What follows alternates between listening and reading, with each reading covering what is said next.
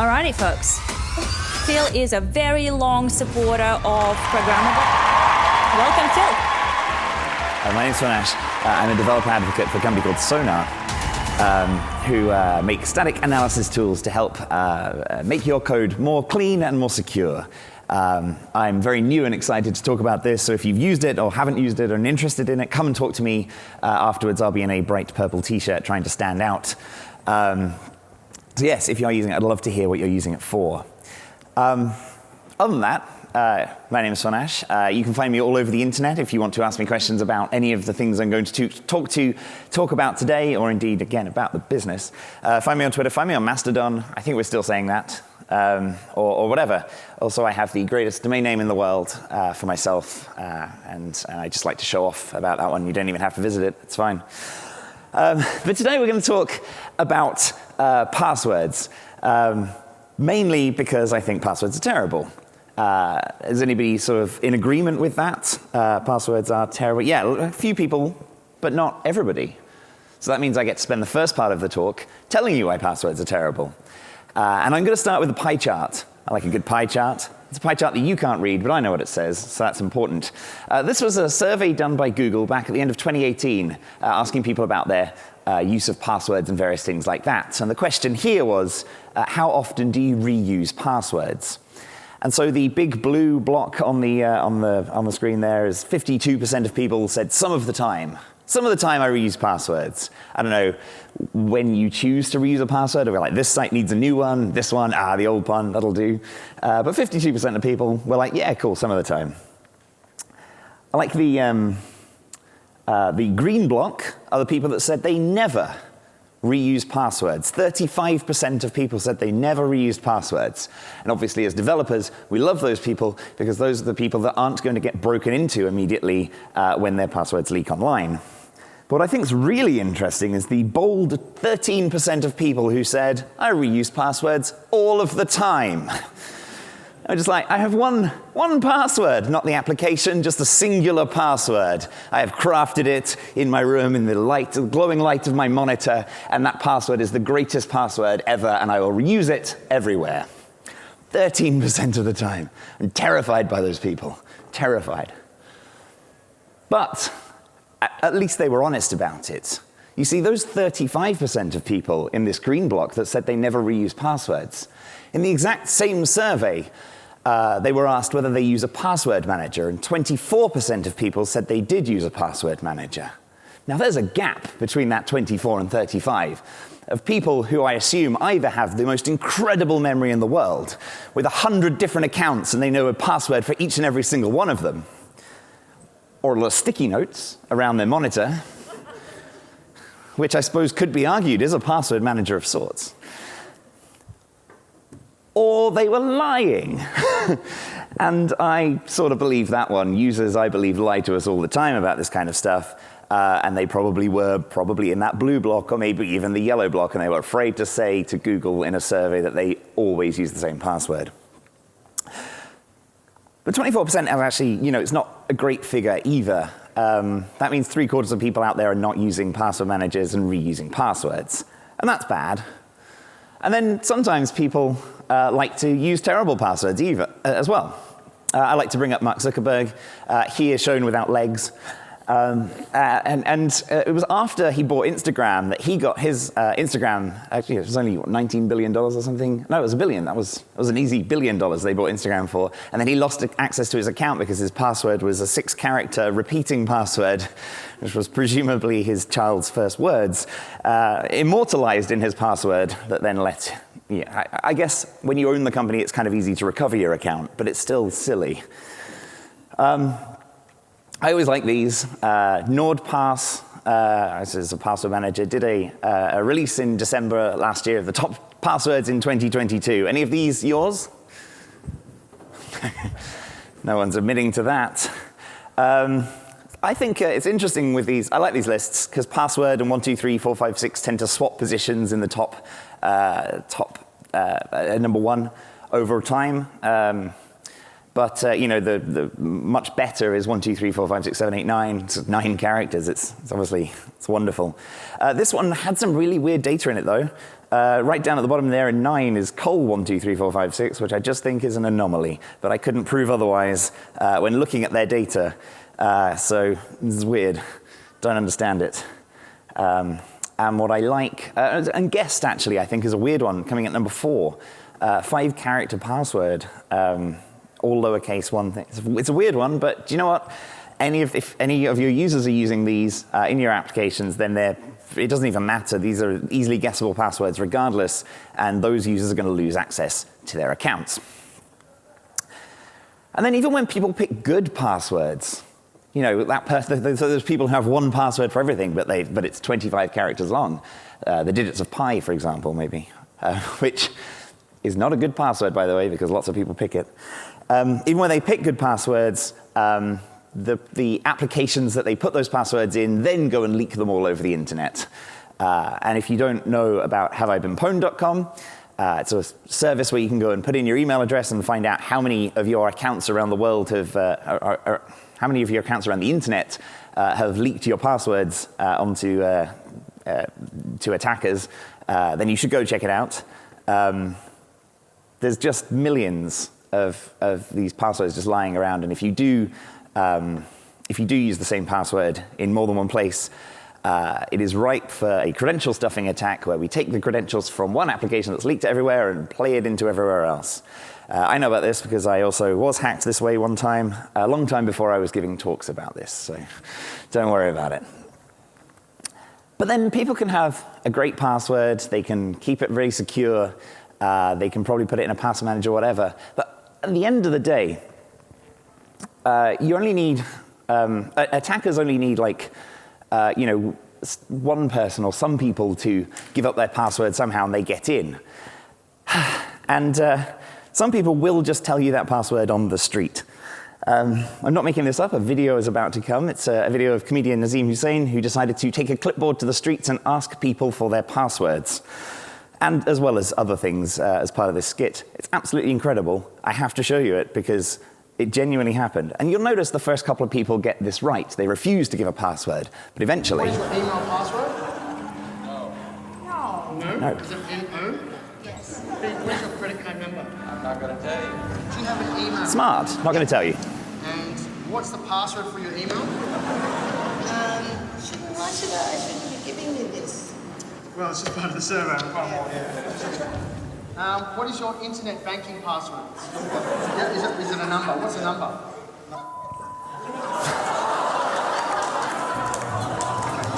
Okay, and your PIN number? He just asked him. And he looked official. And he handed it over. Or he spoke it. What I like about this video is that they did censor the words coming out of his mouth, which is smart, but I like that there was the subtitles at the bottom, just to show you. Just Hunter 2, I think. People will just hand out their passwords if you ask nicely, and this is the weakest form of social engineering you'll ever see, but it worked, and it's nuts. So passwords are terrible. I hope now you'll all agree with me on that, right? We need to get rid of them. But we have a bit of a distance to go before getting rid of them is sort of our final goal. We've got some places to get there in the first place. And so user account kind of login and security is a number of trade-offs that we always work with. All security are trade-offs, but in the terms of registering and logging into a website, which is sort of the basic thing what I'm talking about here, there are trade-offs between user experience and security.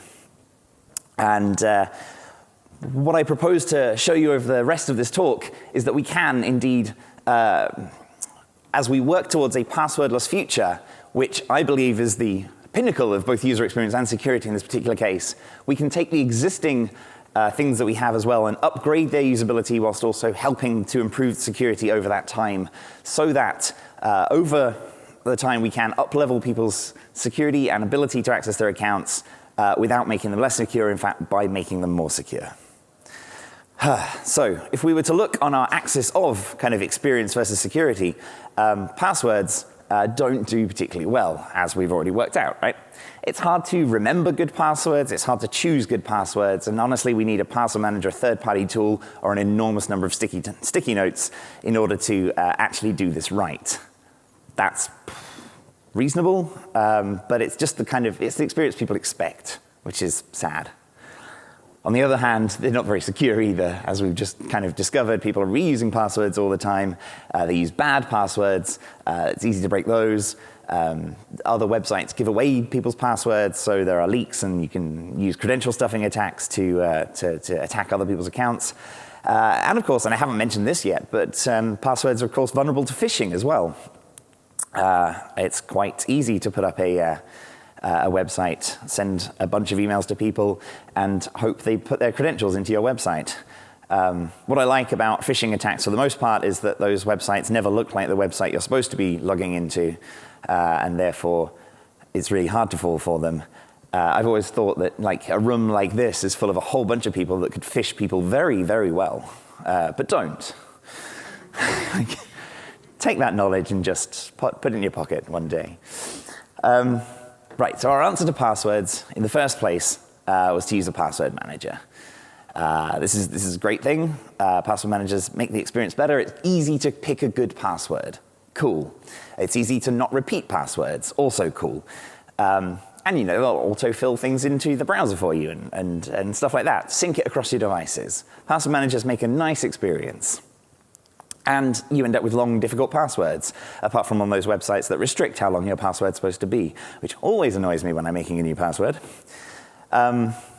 We get unique passwords out of this, but you're still vulnerable to phishing, not via sort of autocomplete. That tends to be a little bit better protected when you're using a password manager as well, but you can still encourage somebody to enter a password into the wrong website, pass on that vulnerability. Password managers are a pretty good thing, but I'll remind you of that 24% that use a password manager, and thus the 76% or 3/4 of people that don't. So what can we do to encourage them to do a better job of this?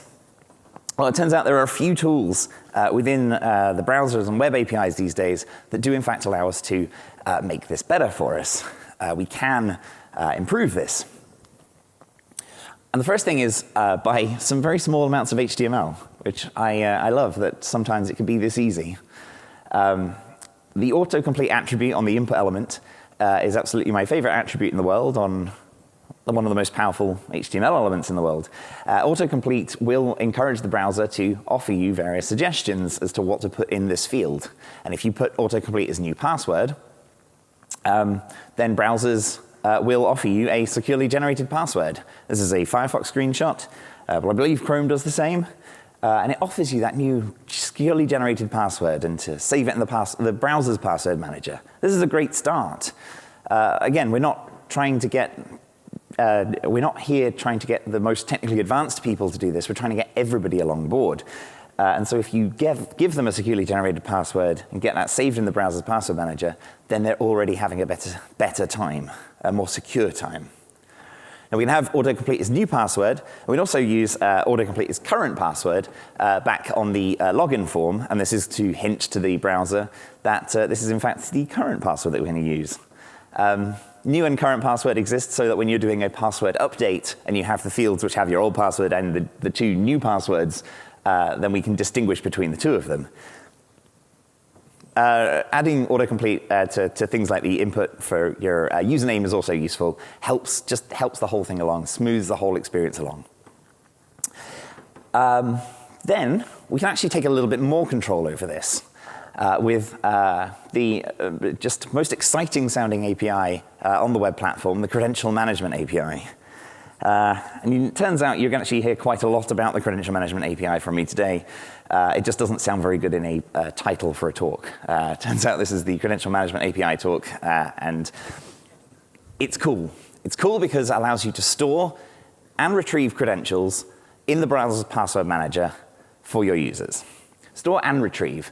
So when we see, if we just add the autocomplete attributes to the input elements, that's going to offer up for the browser to store it, but we didn't do that. So we wouldn't actually be able to retrieve those passwords from the browser. But if you use the Credential Management API, you are indeed allowed to both put credentials in and get them back out again.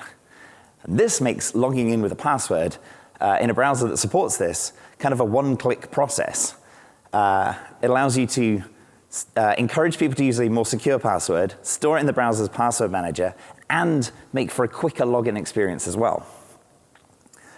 Now, the Credential Management API, when we're dealing with passwords, is relatively simple. It looks a bit like this. This is storing the credential. We have to check, firstly, is password credential available on the window object? It doesn't work in all browsers, but this is a nice progressive enhancement for those in which it does. This is sort of code you'd run when you know that credential works, either after a login or at the point of user registration or updating an email, updating a password. You create that new password credential with the user ID and the password, and then try and store that using Navigator credentials. Store the credential in the browser. That is actually going to pop. That is a asynchronous API. Because it is popping a permissions dialog to the user to say, do you want to store this username and password in the password manager? That's the one you'd see normally, but now, because we've popped it up, we're in control of it. And the most important part is when we get to retrieve that credential back on the login page. When we get to retrieve it, it's going to click through, there we go. Back on the login page, we can just call a Navigator credentials get, passing password is true in an object. And that pops another permissions dialog to the user to say, hey, do you want to log in with this credential? It's actually possible even to do that in an unmediated way, asking the user, without asking the user, just reaching in and getting their credential and retrieving it. I'm less cool with that myself. It's not useful, obviously, for shared machines and anything like that. So you can insist it is a mediated thing where we do pop up a permissions. But most important, actually, is if a person specifically signs out, you can prevent silent access, and you can make sure that it always has to ask for that permission. And so that kind of experience, this is sort of screenshots from an Android browser. Once you've got past that login page, it then says, hey, do you want to save that account, save that password? In this case, because it's Chrome, it's saying save it in your Google account, which is even cooler because then it syncs across browsers as long as you are signed in with your Google account for them. And if you save it, we can come back, and then when you come back to log in the next time, it says, hey, do you want to sign in as this user? And if you hit sign in, the browser's password manager returns the password to the JavaScript, and it can carry on. So again, the credential management API, when dealing with passwords, can allow us to encourage the user to store, to pick a securely generated password, store it in the password manager, and allow us to retrieve it so that logging in is a single click, and they never even have to worry about remembering that password. It's a great system.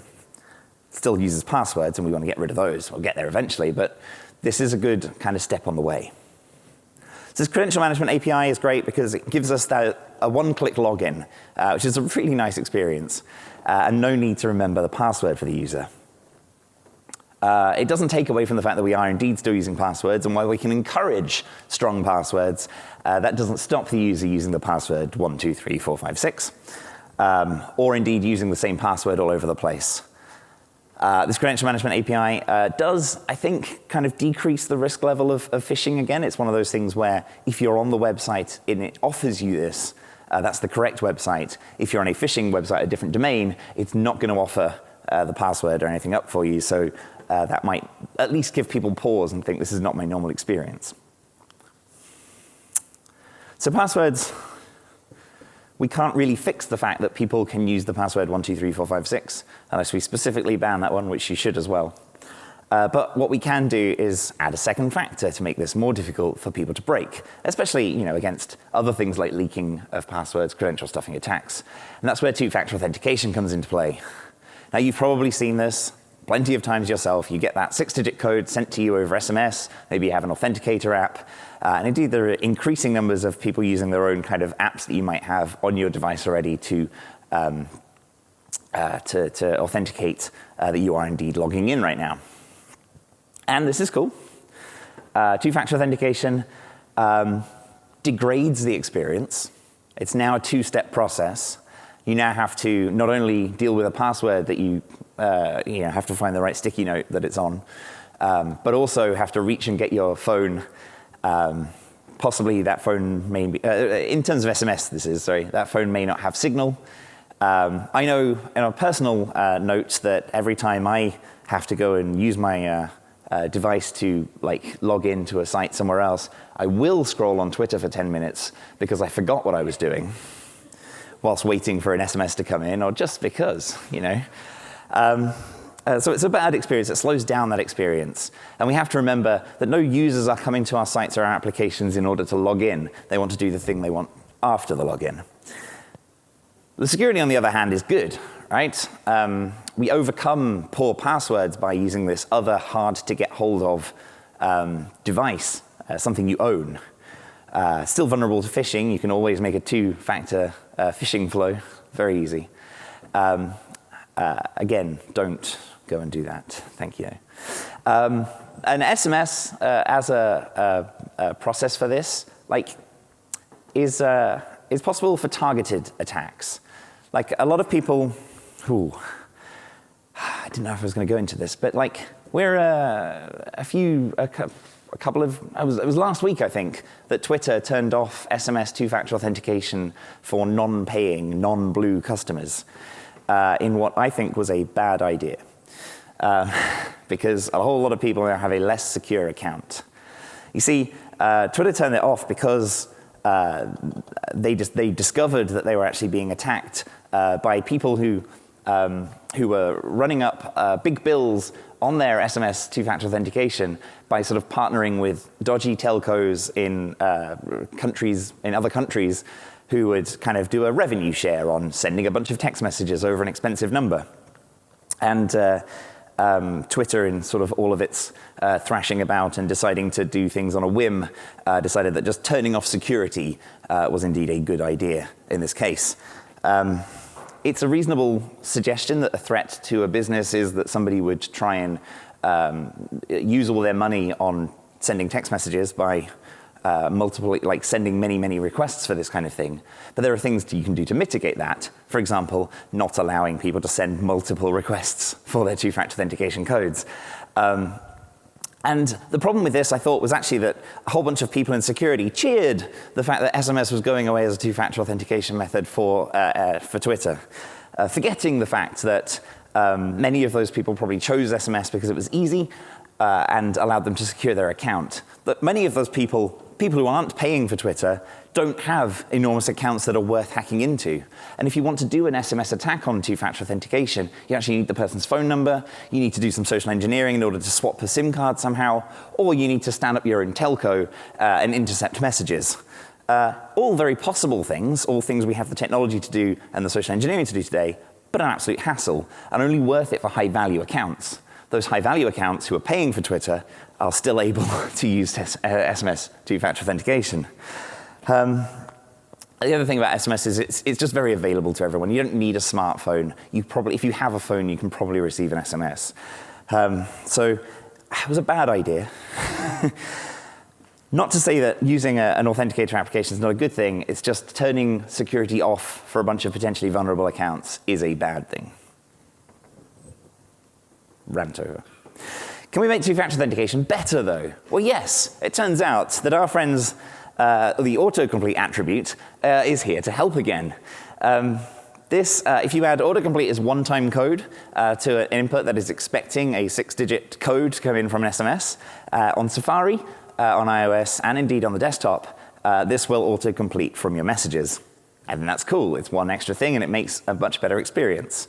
I like to add that input mode is numeric is a good thing. That pops up the number keypad on a mobile device just to make it easy to fill things in. This is the experience if you have autocomplete as one-time password, one-time code on an iPhone device. You log in, and I actually have to remember to pause this because I do it too quickly. It's too good an experience. It gets sent, the keyboard pops up, and there it is, right there. You've probably seen this if you have an iPhone. It's like, hey, do you want the number? And you're like, yeah, I do. I don't want to have to go to one app, copy it back to the other. It's an absolute nightmare. We're good. But it works on the desktop as well. It works on the desktop as well if you are all bought into everything Apple and are using your MacBook with Safari and your iPhone and iMessages is all set up. But when it does work, it's really cool.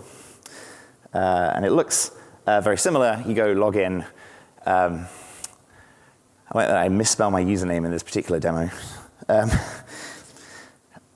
We log in. The text message gets sent. It arrives somehow on the desktop.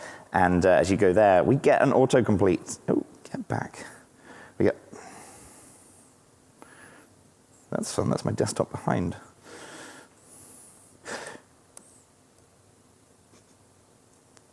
Very interesting. That is not the video. Or it is. That's a different video. Anyway, it pops up that autocomplete on the input element, and it's a lovely experience. It's a good experience, and that's what we want users to have. We encourage them to use these secure practices, and we give them a good experience when they do so.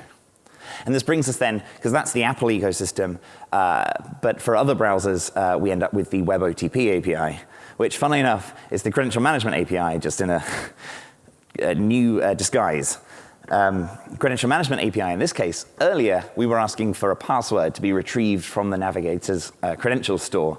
And in this case, what we're going to do is ask for the one-time code to be retrieved from the device somehow. Now, the WebOTP API requires us to update the message that we send for a text message in this case to add a couple of security bits, or one security bit really to it and one other just convenience. You have to add this final line, which has an @ symbol, then the domain of the website of the site or application that you're supposed to be logging into, and then a space, a hash, and the code, because picking the code out of the rest of the message is too difficult, apparently. But the domain there allows this only to work when you are indeed logging in on that domain. So it helps on the phishing side of things. This is not going to get offered up to you if you're not on the correct domain that's being sent for this message. And then we go, as I said, to the Credential Management API, where we ask for a one-time password this time. Last time we asked for password with just true as the property. This time we ask for OTP, and the property is an object, which says, here's the transport I want. And the transport is an array, and the array can have one item, and the item can only be SMS. Which is actually a learning point, I think, for API design on the web. Currently, there is only one item that can go in that array, but if the browsers and the operating systems get together and decide that there's some way, and even authenticator apps, and decide there's some way that we can extract a code from an authenticator app via the operating system and provide it to the browser, then we'll probably get a second item in this array that we can use. So future extensibility there, I hope. If you do this, this again, I missed the await on this particular code. This again will be an asynchronous, this will be a promise, because it's going to pop the question to the user to say, hey, do you want to allow the browser to read your text messages, or at least read this code out of a text message? And if the user says yes, you get an object back with a property, which is the code, which you can fill into the form, log them in, carry on. Very nice.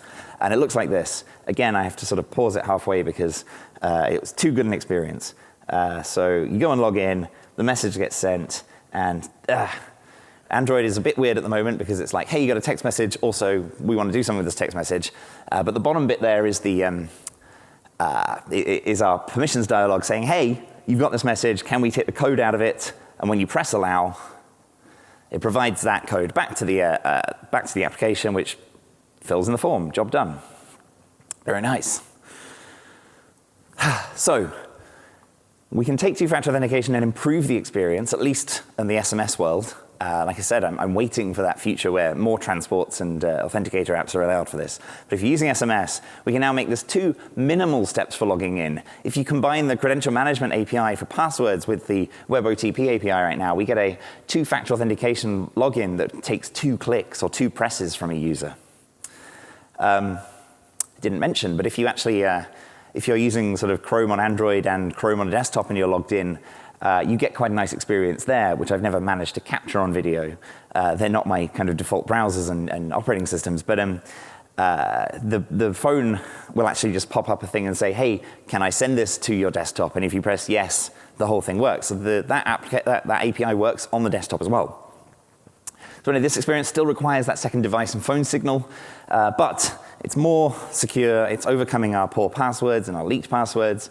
It is less vulnerable to phishing. Again, the protections from the web OTP API only working on the domain on which the text message is sent for does help. It doesn't help us with our targeted SMS attacks. That's where we want to encourage people to go to an authenticator app, but have a slightly worse experience. It's a pain. So we then get to security keys, right? And I bet many of you in the audience have security keys, possibly even on you right now, on your keychain plugged into your laptop. And the browsers have access to use the security keys. It's wonderful. The world of web authentication, or WebAuthn. This allows the browser to interact with your security key and kind of sign challenges with it. Web authentication is the credential management API under a different guise again. We're just using Navigator credentials again. And in this particular case, what happens is the server provides a challenge, a random string of bytes. And now we need to create a public and private key, which is done via your security key. And it will be used to sign that challenge with the private key and send the challenge and the public key back to the server. The server can then use the public key to decrypt the challenge and verify it was the original one sent and agree that we now have this public-private key set up, which is nice. There's a couple of other details here. You can see there's the RP right there, which stands for relaying party. It's just the website you're on. Again, this stops phishing. This public-private key pair will only work on the domain that you set in the relaying party's ID there. We do send some user details, so we've got the user ID, a name, and a display name, and the public key cred params there are just the most widely available algorithms that you can use for this. Then when it comes to using that public-private key, we've created it. That's our registration step. We can then use Navigator credentials get. With the public key this time, the server sends another challenge, and this time all the browser has to do is allow these credentials. If the user agrees and touches their key or fingerprints the key or whatever needs to be done, then the browser will sign the challenge with the private key. You can send just the challenge back to the server and decrypt that with the public key, and that way the user is allowed in authenticated. It's good news. It's good news aside from the fact that sending authenticated keys to everybody in the world would be quite an expensive thing to do, I guess. As a bunch of developers who have access to systems that have a lot of money behind them and would be terrible if people broke into it, it makes sense. But if you're Twitter and you're banning SMS two-factor authentication, you're probably not choosing to send YubiKeys to all 250 million users. But if you have one of these, it's a great experience. It's a quick step. You only have to kind of interact with your key. It's good. It doesn't need that authenticator key, although platform authenticators also work. So that's your fingerprint, your Face ID on your phone. But the issue is everything is tied to what that key is. If you use a platform authenticator in this early version of it, then it's only making a key pair for that machine, for the thing you're on.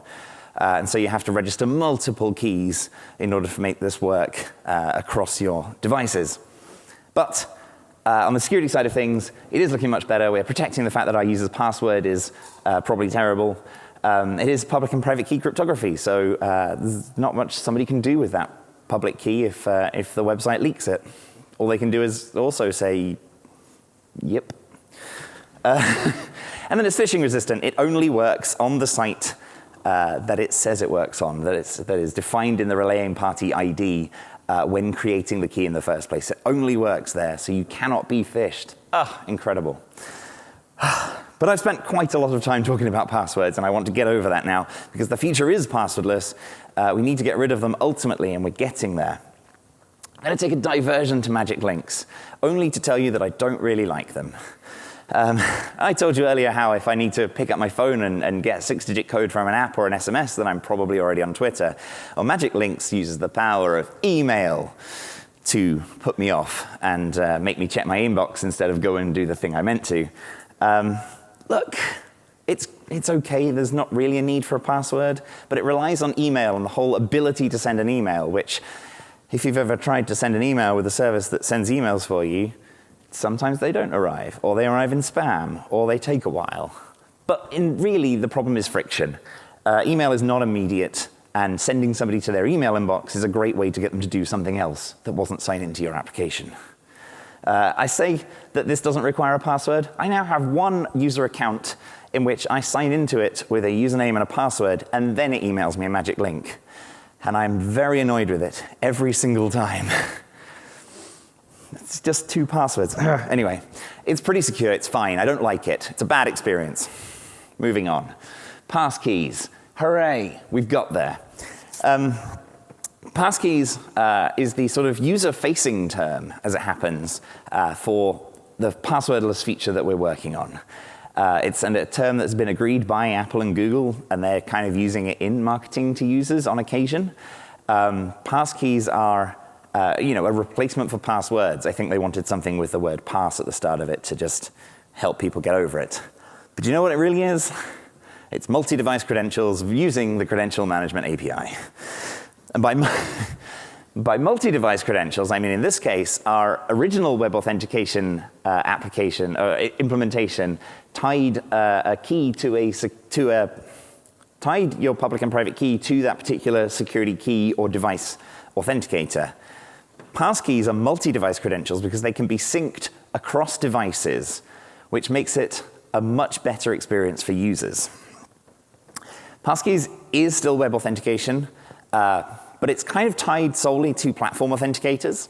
This is sort of important for your regular user that doesn't have a security key, but can have access to a laptop with a fingerprint on it, or a phone with a face scanner, or also a fingerprint.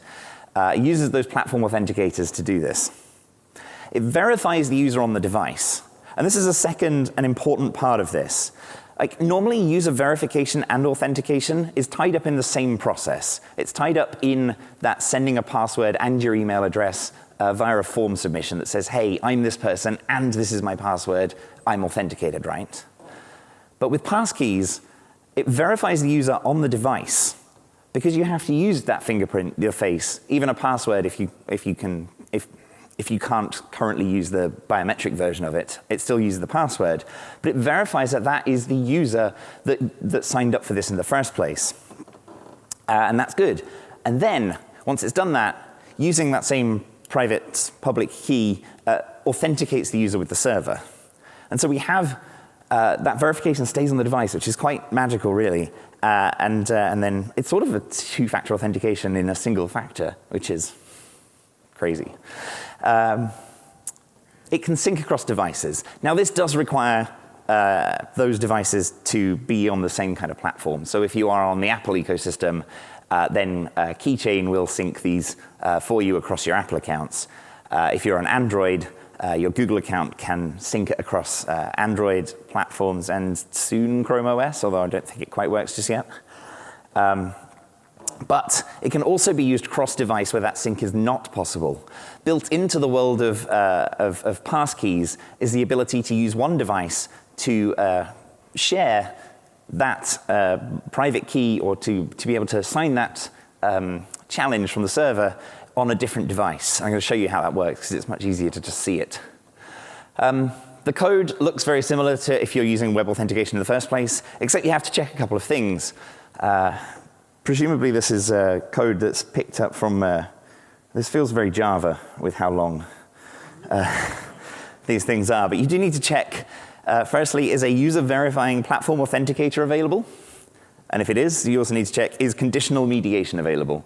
A conditional mediation is that ability to say, hey, do you want to sign in with a thing on this device, or do you want to use a different device to sign in? And then the verifying platform authenticator says, do I have a device authenticator, like a fingerprint, like a face scan, that I can use to create one of these keys with? And so then when you create that key, again, this looks almost the same as the original web authentication one, but we add some things to our authenticator selection at the bottom here. Because again, we want the, in this case, authenticator attachment to be the platform. That's the device authenticator. That's the fingerprint, the face scan.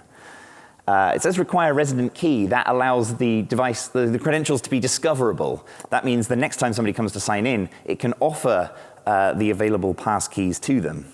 And when it says user verification preferred, that is to say, hey, we are looking to verify the user on this device.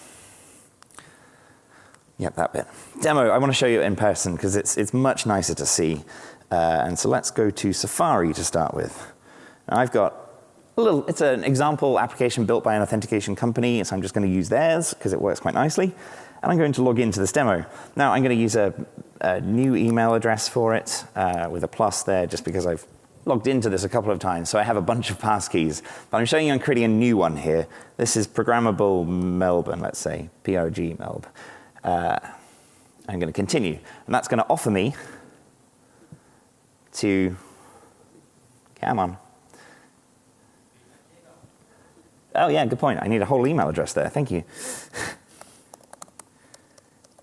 It's a demo, so it's not telling me things like, that's not an email address. Cool, it's saying we don't have this thing, so do we want to create an account? Yeah, we'll do that. We'll make a passkey for it. What a lovely idea. Save a passkey. Thank you very much. And so this is going to pop, this is now the browser, Chrome taking over, and it's going to say, hey, do you want to create a passkey for this user account at this thing? And it says passkeys are saved in your iCloud keychain and are available for sign-in on all your devices. So if I do my fingerprint thing, I've got a passkey, and it's going to sign me in. Nice. Boom. All right. So I've now got my phone still attached. Here it is. I'm on the same site. And this is the demo. Now, I haven't done anything to sync that across to my device except for talk a little bit to make sure it has synced. And I'll use sign in with a passkey. Now, as I said, I've got a few of these on here, but we are looking for the one at the bottom over there, Phil Nash at Programmable Melbourne. And so that has synced across. I'm able to continue, using in this case Face ID to unlock that. And boom, we are now signed in, and we can see, it is using the same passkey. It has given it a name, HZZS5TG, and you can see that on both screens. So that's a nice experience. I don't have any passwords, and I've signed into this account. I signed in on my one browser, and I was able to then immediately sign in using my phone. Now I'm going to go back to the browser I've got these slides in, and if I slide across, I'm actually, let's take it out of full screen here.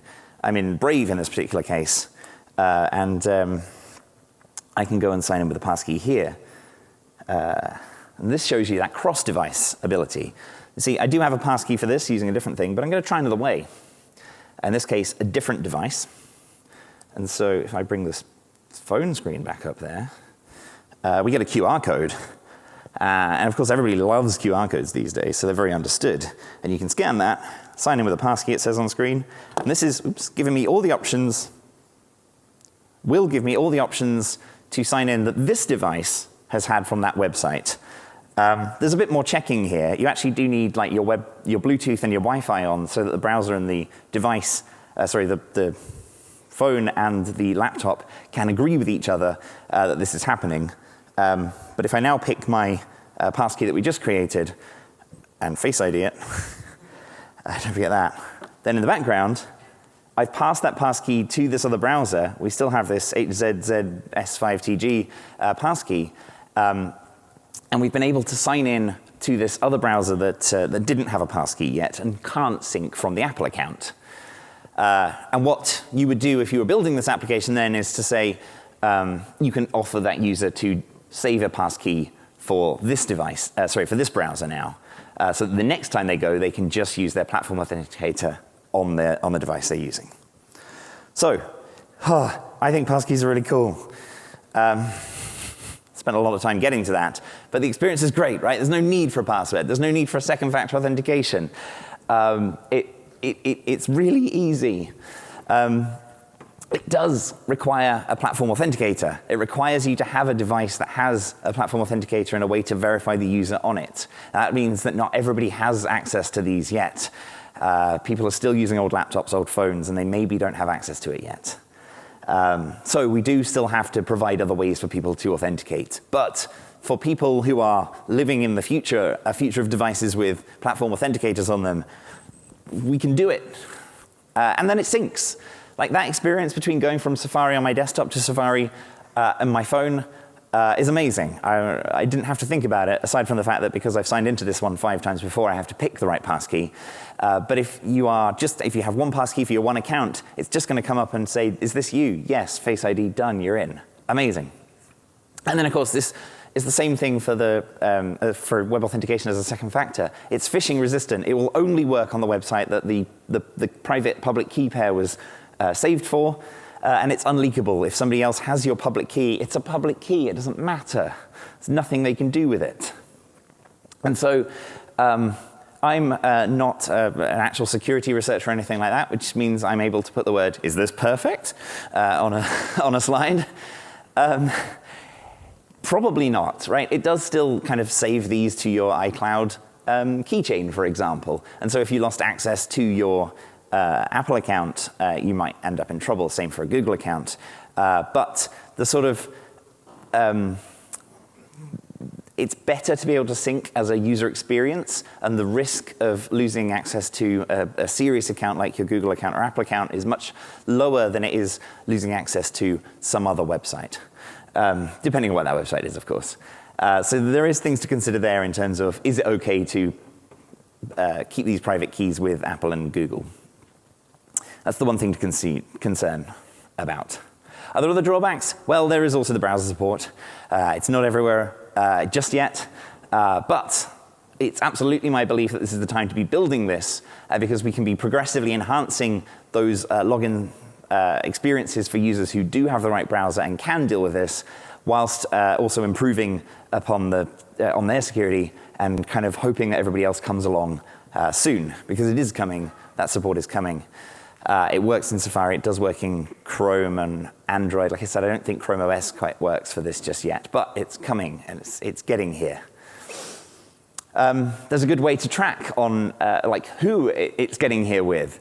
So 1Password, a password manager who realized that passwords are going away, have been quite into this. And I think they've actually released a version of their application that allows you to kind of apply passkeys in browsers where it's not supported. I'm not sure. I'm not a 1Password user, so I've not actually used it. But they also include this directory of people who are using passkeys, and I think it's let's make that bigger. Yeah, they have a whole list of places that have implemented this, and there's some small things here, but then we get to like eBay. eBay have had a go at this. I haven't managed to set my eBay account up yet. PayPal is the same, although only in the US so far. I guess they're testing it out. But Microsoft as well. I'm quite a fan of the fact that if I go to Microsoft.com, I can go and sign in, and it will offer me my email address, and then it'll offer me, in this case, Microsoft Authenticator, but I have a security key, it says down at the bottom. And so in this particular case, I'm back in Brave, so I'm going to you do the QR code thing again, but I can sign into my Microsoft account. I can show you this happening as well. Look, this is me. This is my password on screen. In a minute. There it is. Oop, I'll agree to that, and we'll see it moving on. Like Microsoft, not messing about, have implemented passkeys. So if they can do it, sure, carry on. I'm logged in, hooray. If they can do it, so can we. So I have some little recommendations as we tidy this up to the end here. I absolutely think we should start to progressively enhance this. Detect passkey support. Ask those ridiculously long credential, like is a user verifiable authenticator available? Ask those things and then offer it. You do need to support multiple passkeys. It's still not, that's because of that syncing between different ecosystems doesn't exist. You do need to be able to register more than one passkey, a little like the sort of web authentication security key two-factor authentication version. We do need to support multiple passkeys. That's fine.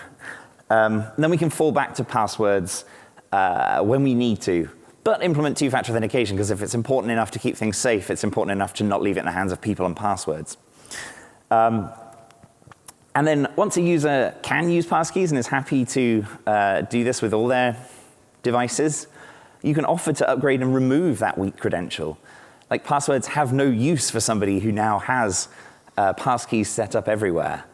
I think, and this is great for kind of the security-conscious super users who know what these kind of things are, like I think I have deleted my password from my Microsoft account now that I can log in with this other way. It kind of excites me that that is a future that we live in which we can actually remove weak credentials that do not keep people protected. So I have some links. I'll send out the slides and links later.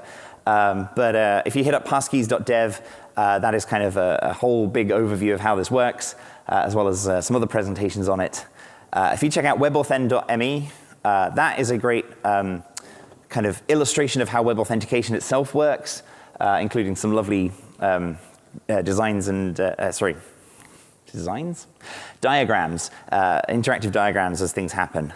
And then there's a bunch of stuff on web.dev, which is sort of the Google blog or the Chrome blog for new stuff on the web.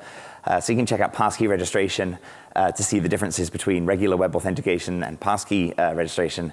And then some web OTP stuff as well as we dive back into the two-factor authentication of old. I wrote a blog post on better two-factor authentication myself just at the end of last year. But otherwise, join me in getting rid of passwords. And so if we start now, we'll be done by, I don't know, Q2 2024. We can do it together, and the browsers will have all caught up by then, and all we'll be waiting for is for people to upgrade their phones so they finally have that fingerprint scanner or their laptops. Let's get rid of passwords together. We can do it, and we can do it now. The future is here. Again, my name's Phil Nash. I'm a developer advocate for Sonar. Come talk to me about passkeys, about how much you hate passwords, or indeed about static analysis if that's also your bag. Otherwise, thank you very much for joining me today.